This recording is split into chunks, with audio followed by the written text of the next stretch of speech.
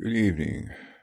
This evening's presentation will feature Texoma precision pellets and their barrel line for the AEA Harpoon, which is a pneumatic double barrel air gun with individual 5,000 psi cartridges as your propellant for throwing out 12 gauge or 72 caliber pellets, as is my setup for the most part, other than the 9mm beehives that I got from them. Beehives are nice barrels, not a whole lot that can really be messed up on them. Not sure the accuracy rate on them, being short barrel, not really going to be shooting very far. Also have the 22-inch 12 gauge barrels, which are set up for receiving the Remington 12 gauge chokes, which I thought would be good for doing bird hunting and small game hunting here in Alaska. And then recently I ordered the 6-inch rifled steel barrels that they are selling in 72 caliber or 12 gauge. This is actually my second set that I received from them, because the first set, the chamber was wrong size due to manufacturing issues and would not accept the pellet holder. This set I just got back after spending basically 2 weeks worth of lunch money to send these back to the company because of poor quality control, basically at the manufacturing end. And they were nice enough to send me a new set with extra sampler pack, an extra set of the loaders.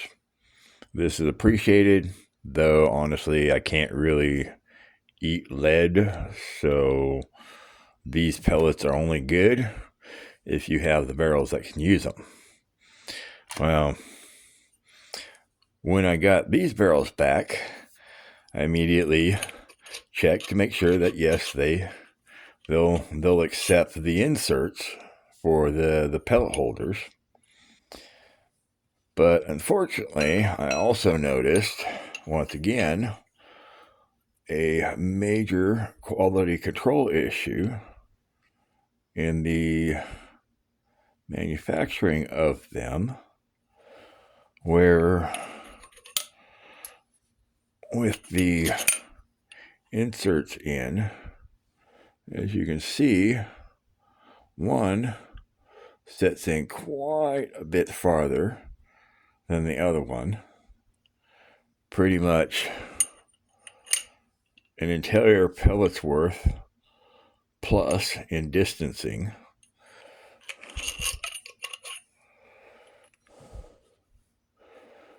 And when I tried to measure it out, I find that the one is roughly 50 millimeters deep. The second set is about 65 millimeters deep for this chambering. At 65 millimeters, you're you're clean up here for what the chambering is, where you've removed close to 2 millimeters worth of wall from the barrels to put the chamber in. And now you've taken that, clean up here past this area, which this is pretty much your critical break point. And now you've milled out unnecessary material, which with the inserts loaded, you're just barely getting into the threads. Actually, when it's hooked to the things, you're only about yay deep. Which that distance plus maybe like plus or negative like a millimeter or two for tolerances is all that's needed. And for them to be that deep to a point where if you're bouncing around through the woods and you've got a large pellet loaded in one of these, which as, let's see, these pellets sit fairly loose. So they're going to pop right out of the holders. And when they pop out of the holders, they're going to sit cockeyed in the barrel. And I don't think if you're expecting to defend yourself against a wild animal, that's going to be very safe or even functional. Personally, I think it'll probably just explode right here, busting off the whole barrel and firing it out of the end of the harpoon, basically, leaving you with like a little nub sticking out. And that's going to be it. The fact that I already had to sacrifice about 2 weeks worth of lunch money just to send these barrels back to you from the state of Alaska down to Texas, or was it Tennessee or something that you had me send it back to? Anyways, wherever you're, Oklahoma. Okay, Alaska to Oklahoma. It cost me 2 weeks worth of lunch just to ship these back to you. The first time, because of bad quality control. And I even posted a video showing the problem with quality control. And I get these back in return, which this could have been solved by simply setting a depth stop on the boring tool. Like a simple depth stop would have fixed this issue. But instead, your precision company that decided to put precision as the middle name of your company puts out such low quality that the thing's liable to become a damn shrapnel bomb in somebody's face in an emergency.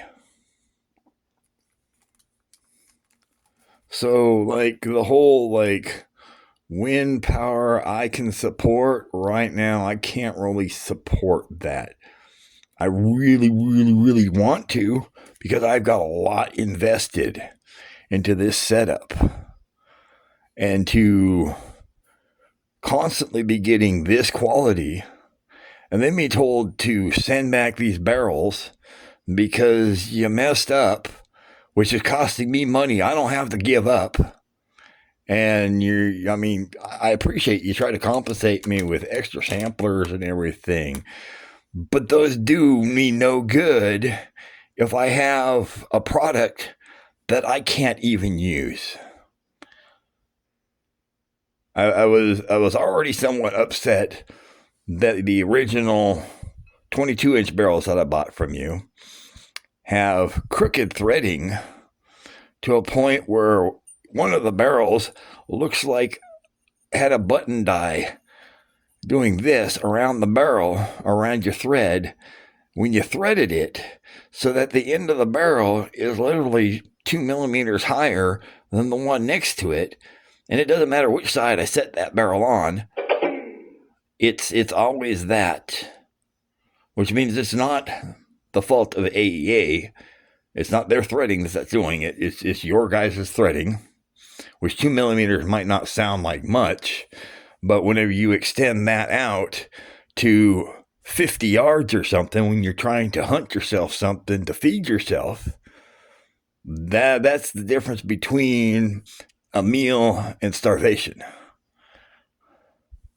And whenever the big bore, which is supposed to help defend against larger game or possibly hunting larger game, personally, I don't want to face off against an Alaska grizzly bear in the Alaska wilderness with an air gun that could possibly blow up in my face when I pull the trigger to defend myself against something.